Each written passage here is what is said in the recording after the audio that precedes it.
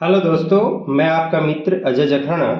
आज हम एक बुक का रिव्यू करने वाले हैं जो कि सिखवाल पब्लिकेशन में आई है। हिंदी व्याकरण की पुस्तक है। आप देख पा रहे होंगे ये सिखवाल पब्लिकेशन के द्वारा निकाली गई है। उज्ज्वल मानक हिंदी व्याकरण 3000 अध्यायवार अभ्यास प्रश्नोत्तर सहित, यानी इसमें दावा ये किया जा रहा है कि 3000 से अधिक अभ्यास प्रश्न इसमें दिए गए हैं। इसके लेखक हैं डॉक्टर अशोक कुमार स्वामी और मनोज स्वामी जी। देखते हैं ये बुक किस प्रकार की है, कैसी है, कितनी उपयोगी है, किन किन एग्जाम्स के लिए उपयोगी है।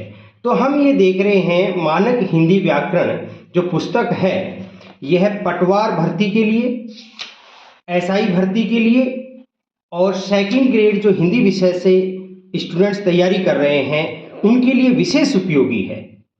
इसके अलावा भी एलडीसी में फर्स्ट ग्रेड की अगर कोई तैयारी कर रहा है किसी भी विषय से, वो फर्स्ट पेपर में जो हिंदी व्याकरण आता है उसके लिए भी ये पुस्तक उपयोगी रहने वाली है। तो देखते हैं अपन। तो ये मेरे मित्र हैं डॉक्टर अशोक स्वामी जी, उन्होंने मुझे भेंट की थी, तो ये ऊपर आपको दिखाई दे रहा होगा। अब देखते हैं कि इसमें कौन कौन सी विषय वस्तु है। अगर इसकी विषय वस्तु की बात करते हैं साथियों, तो पहला इसमें करीब टॉपिक दिए हैं, 34 टॉपिक दिए गए हैं।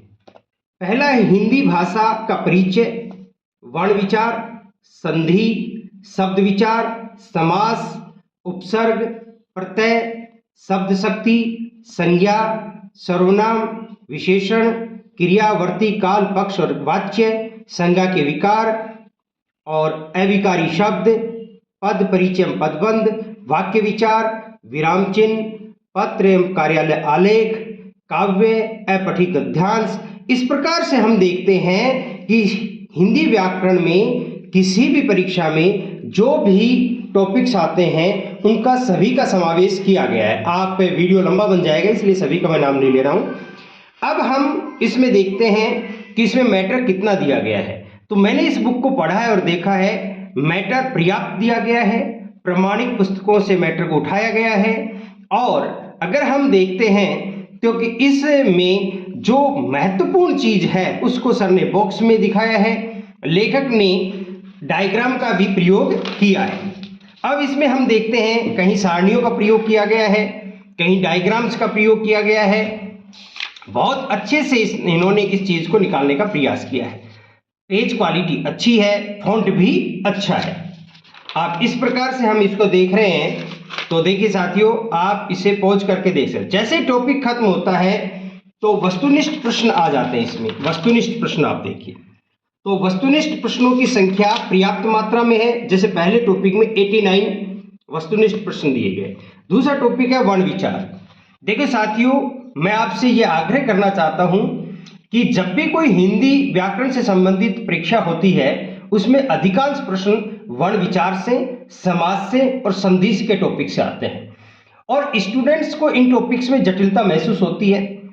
इनमें सर ने बहुत अच्छा काम किया है, सरलता से और सहज भाषा में समझाने का प्रयास किया है। इसके साथ ही इसमें पर्याप्त मैटर दिया गया है, एग्जाम्पल्स की कोई कमी नहीं है, डायग्राम्स खूब अच्छे बताए गए हैं। जैसे वर्ण विचार का है, बीच बीच में विशेष इस बॉक्स में, जैसे विशेष में दिया भोलानाथ तिवारी ने संयुक्त स्वर को संध्याक्षर भी कहा है। इस प्रकार से हम देखते हैं कि स्पष्टीकरण दिया गया है, कहीं विशेष दिया गया है बॉक्स के द्वारा, जो परीक्षा में बहुत ज्यादा क्वेश्चन बनने के चांस है। देखो डायग्राम्स का खूब इस्तेमाल किया गया है। इधर हम देख रहे हैं तो ये नुक्ते के साथ और नुक्ते के बिना जो शब्द है, जैसे राज, राज, इनको बताया गया है। हम कह सकते हैं कि सारणियों का प्रयोग किया गया है। तो ये वर्ण विचार का ही टॉपिक चल रहा है साथियों, वर्ण विचार का टॉपिक चल रहा है, वर्ण विचार का टॉपिक चल रहा है। तो हम इसमें देख रहे हैं अभ्यास प्रश्न आ गए हैं और अभ्यास प्रश्नों की संख्या इसमें है 143। ये तीसरा टॉपिक आ गया संधि। संधि के टॉपिक को आप ढंग से देखें, जूम करके देखें आप। संधि के टॉपिक को, वर्ण विचार को और समास को सर ने बहुत अच्छा लिखा है। वैसे सभी टॉपिकों में बहुत अच्छा लिखा है, लेकिन इन टॉपिकों में प्रश्नों की प्रकृति ज्यादा आती है, बदलती हुई आती है। उस प्रकृति को ध्यान में रखते हुए, प्रश्नों की प्रकृति को ध्यान में रखते हुए और पर्याप्त और प्रमाणिक मैटर देने का प्रयास किया है। अब जैसे ए और देखो कितने ज्यादा एग्जाम्पल्स दिए हैं, इतने एग्जाम्पल्स आपको दूसरी बुक्स में देखने को नहीं मिलते हैं। तो मैं ये कहना चाहूंगा, पूरी बुक तो आपको नहीं दिखा पाऊंगा। इस प्रकार देखिए संधि का ही टॉपिक चल रहा है, अभी संधि का ही टॉपिक कंप्लीट नहीं हुआ है, बहुत लंबा टॉपिक चला है संधि का। और फिर यहाँ पर आकर ये अभ्यास प्रश्न आ गए हैं, कुछ स्मरणीय बिंदु भी दिए गए हैं, महत्वपूर्ण परीक्षा उपयोगी प्रश्न दे दिए गए, जैसे कि ये अभ्यास प्रश्न आ गए हैं। संधि के टॉपिक में अभ्यास प्रश्नों की संख्या है 189 है। तो इस प्रकार हम देख रहे हैं। अब ये गया शब्द विचार, इसी प्रकार से हम इसका समास देख लेते हैं। समास का टॉपिक 73। तो हम देखते हैं समास का टॉपिक, ये आ गया साथियों समास का टॉपिक। आप देखें डायग्राम, सारणियों का खूब प्रयोग है और इस प्रकार से आप देख रहे हैं साथियों, समास का बहुत अच्छा टॉपिक लिखा गया है। तो मैं पूरी बुक तो आपको नहीं दिखा पाऊंगा, फिर आप बीच बीच में देखें। देखो इस प्रकार से ये संज्ञा का टॉपिक हो गया है। तो हम कह सकते हैं कि सर ने ये बुक बहुत अच्छी लिखी है, मनोज जी ने और डॉक्टर अशोक स्वामी जी ने। तो ये बुक का बैक पेज है और आप देख रहे हैं कि साथियों कि ऊपर लेखक का परिचय दिया गया है। हिंदी संसार के नाम से प्रयागराज में इनकी ऑफलाइन ऑनलाइन कोचिंग है। हिंदी के लाखों विद्यार्थी इनसे जुड़े हुए हैं, हजारों विद्यार्थियों को सिलेक्शन अब तक दिलवा चुके हैं। मनोज स्वामी जी के बारे में, ये हिंदी प्रयागराज, जो हिंदी संसार प्रयागराज में जो कोचिंग है उसके प्रबंध निदेशक के पद पे हैं और यह डॉक्टर अशोक स्वामी जी के अनुज हैं, छोटे भाई हैं। ये भी बहुत अच्छा ग्रामर को जानते हैं, व्याकरण को जानते हैं। तो देखिए साथियों, ये इसकी विड्थ इस प्रकार से रहने वाली है और इसमें टोटल पेज संख्या है, अगर मैं टोटल पेज संख्या 447 447 पेज संख्या है।